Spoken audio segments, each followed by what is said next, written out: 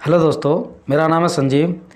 आज हम लोग करेंगे worksheet number 66 class 10 subject math और डेट 11 दिसंबर 2020 का। ठीक है दोस्तों, तो देखिए इसमें जो पहला दे रखा है कि प्रायिकता एक परिचय। हमें पहले तो ये पता होना चाहिए कि प्रायिकता क्या होती है। इसके पहले कुछ एग्जाम्पल से ले लेते हैं। आपके जो वर्कशीट में एग्जाम्पल दे रखा है, मुझे शंका है कि आज बारिश होगी। ये एक पॉसिबिलिटी है, मतलब अभी कंफर्म नहीं है, ठीक है ना। ये बिल्कुल श्योर नहीं है बंदा कि आज बारिश होगी, ऐसा लग रहा है उसको। अगला दे रखा है इस बात की संभावना है कि बॉस मेरा वेतन बढ़ा देंगे।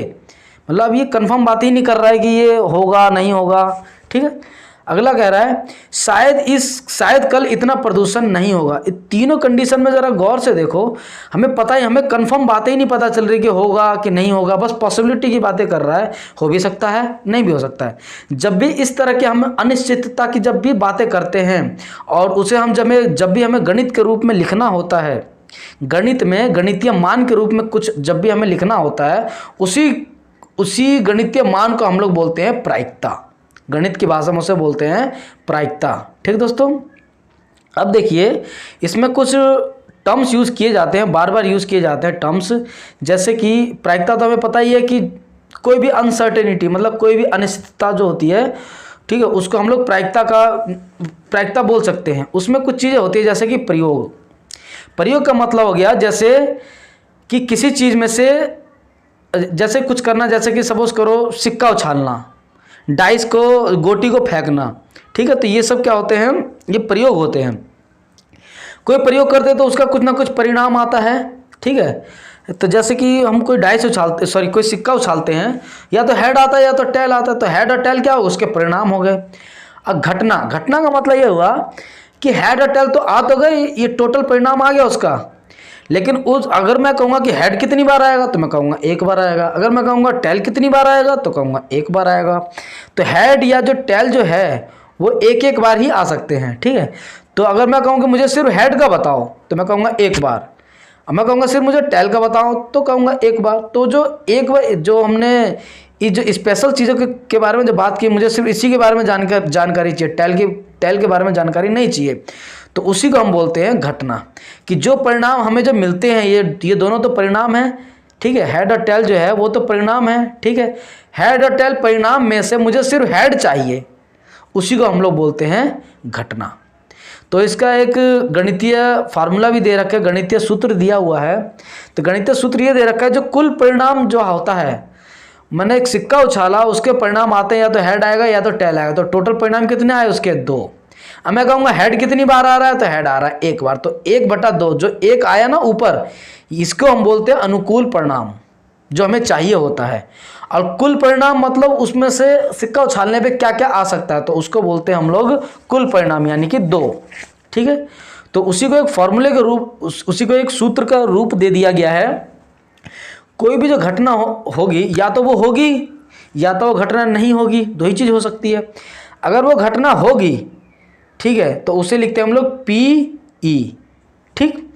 अगर वो घटना नहीं होगी तो उसे हम लिखते हैं P, फिर ऐसे E बना के इसके ऊपर में एक छोटा सा बार का निशान लिखते हैं। इसे पढ़ते कैसे हैं, P0E। या तो कोई घटना होगी या कोई घटना नहीं होगी, और जब इन दोनों को हम लोग जोड़ देते हैं तो ये हमेशा 1 के बराबर ही आता है, ठीक है ना। PE + P0E = 1, हमेशा 1 के बराबर आएगा, ना 1 से ज़्यादा आएगा ना 1 से कम आएगा दोस्तों। इसी के जो प्रायिकता के जो कुछ तथ्य हैं उसके बारे में हम लोग फिलहाल पढ़ लेते हैं। किसी भी घटना की प्रायिकता कभी भी 0 से कम और 1 से अधिक नहीं हो सकते। ध्यान देना, या तो अगर वो होगा ही नहीं, बिल्कुल भी नहीं हो सकता, तो वो 0 होगी। अगर वो गारंटेड होगा, वो होना ही होना है, तो 1 होगा। अगर उसके कुछ चांसेस की जब बात करते हैं कि हो भी सकता है नहीं भी हो सकता है, तो ध्यान रखना जब भी हाँ ना वाला जो आंसर होता है तो उसमें उसकी वैल्यू हमेशा 0 से लेके 1 के बीच में ही आएगी। ना 0 आएगी ना 1 आएगी, हमेशा 0 से बड़ी होगी और 1 से छोटी ही होगी, ठीक है। तो ध्यान देना, अगला क्या कह रहा है क्वेश्चन। अगला कह रहा है कि किसी भी प्रयोग में सभी प्रारंभिक घटनाओं का योग 1 ही होता है। ध्यान देना, अभी जो मैंने फार्मूला बताया था PE + P0 = 1, या तो होगा या तो नहीं होगा, उन सभी को चीज़ों को जोड़ देंगे तो वो हमेशा 1 के बराबर ही आएगा। अगला देखते हैं थर्ड क्या दे रखा है, वह घटना जो नहीं हो सकती, जो हो ही नहीं सकती है, उसे हम लोग बोलते हैं अनिश्चित घटना। जैसे कार के शोरूम में से बाइक निकलवाना, ये चीज़ हो सकती है? नहीं हो सकती है। ठीक है, मैं किसी फल मंडी के अंदर गया और वहाँ से सब्जी लेकर के आया, ये कोई घटना हो सकती है? नहीं हो सकती है।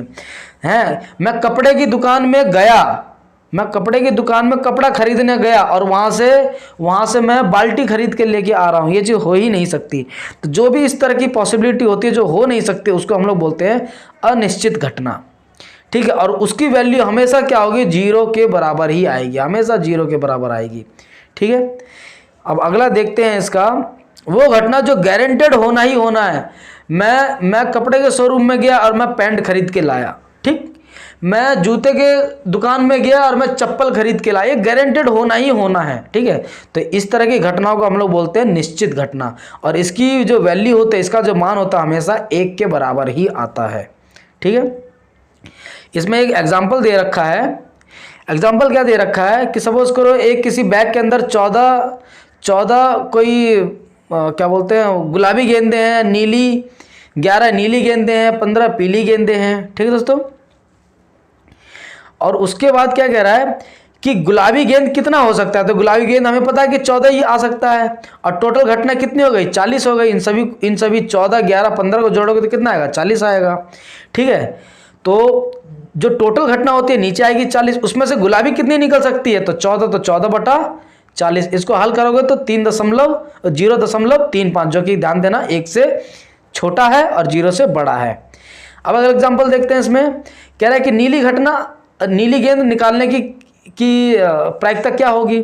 तो 11 बार है नीली, यानी 11 गेंदें हैं नीली, तो 11/40। तो ये भी देखना है, इसका जो मान आ रहा है 0.27। ठीक है दोस्तों, तो ये चीज़ें जो है ना, ये 0 से बड़ा है और 1 से कम है। अब देखना दोस्तों, अब क्या कह रहा है यहाँ पे कि पीली गेंद आने की प्रायिकता निकालो। तो पीली गेंद हमें पता है कि 15 बार है, और टोटल इन सभी को जोड़ोगे तो 40 आएगा, तो 15/40 ये आ गया। 15/40 मान निकालोगे तो 0.37, जो कि 1 से छोटी है लेकिन 0 से बड़ी है। जिसकी प्रायिकता अगर आएगी तो 0 से बड़ी आएगी और 1 से छोटी आएगी। हमेशा ध्यान देना, 0 से लेके 1 के बीच में ही होगी। जिसकी प्रायिकता हो ही नहीं सकती तो हमेशा वो 0 होगा, हमेशा 0 होगा। और जिसकी प्रायिकता गारंटेड होनी ही होनी है, वो उसकी वैल्यू हमेशा 1 आती है। और ध्यान देना, कभी भी सारी प्रायिकता को जोड़ोगे, जो चीज़ होनी है सारी कुछ चीज़ों को जोड़ोगे, हमेशा 1 के बराबर ही आएंगी दोस्तों। ठीक है, तो आइए हम लोग इसका जो लिखा है ना, ये स्वयं ये प्रयास कीजिए। इसका जो पहला क्वेश्चन है हम लोग उठाते हैं। हफ्ते में दिनों में से W से शुरू होने वाले दिन चुनने के सभी संभावित परिणाम लिखिए। तो हमें पता है कि संडे से लेके, ठीक है, सैटरडे तक, संडे से लेके अगर सैटरडे तक हम Sunday, Monday, Tuesday, Wednesday, Thursday, Friday, Saturday तक अगर जाते हैं, तो इन सभी 7 दिन में से सिर्फ एक वेडनेसडे ही ऐसा दिन है, यानी बुधवार का ही दिन एक ऐसा दिन है जिसका जो लेटर है, शुरू का जो लेटर वो W से स्टार्ट होता है। ठीक है, तो इसका आंसर आएगा वेडनेसडे। ठीक है दोस्तों, अगला क्वेश्चन देखिए। बाइक के शोरूम में से कार खरीदना किस प्रकार की घटना है? ध्यान देना, बाइक के शोरूम में से क्या कार कभी निकल सकती है? कभी भी नहीं निकल सकती। तो इस तरह की घटनाओं को हम लोग बोलते हैं अनिश्चित घटना, जिसकी वैल्यू हमेशा 0 के बराबर आती है। तो इसका आंसर आएगा दोस्तों अनिश्चित घटना। अगला देखते हैं, इसका क्या है क्वेश्चन।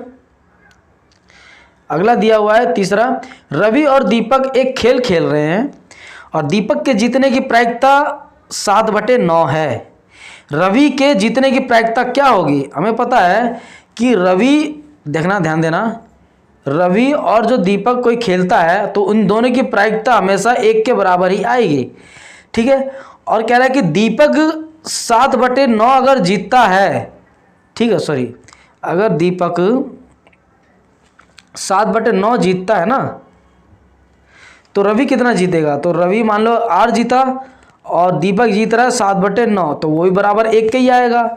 R यहाँ रहने देते हैं, इसको उठा के राइट साइड में ले जाते हैं, तो यानी कि 1 - 7/9 हो जाएगा।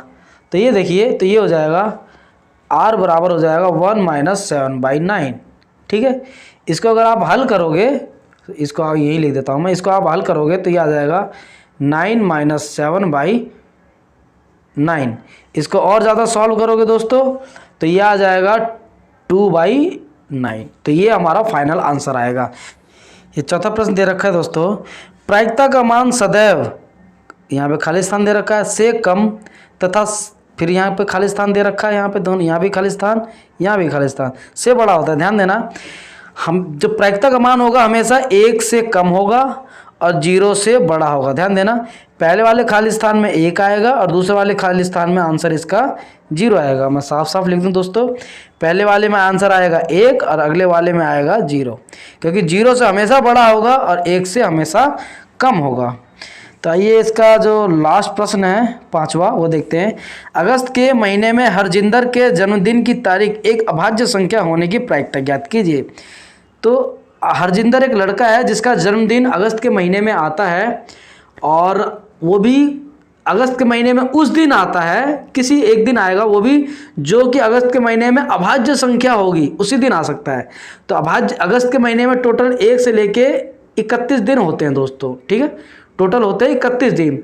और भी उस 31 दिन में से अभाज्य संख्याएं कितनी होती है, ध्यान देना, पहले तो होगी 2, फिर होगी 3, 5, 7, 11, 13, फिर हो जाएगी हमारी 13 के बाद हो जाएगी 17, 19 और क्या होगी दोस्तों 23, फिर हो जाएगी 29, फिर आ जाएगी 31।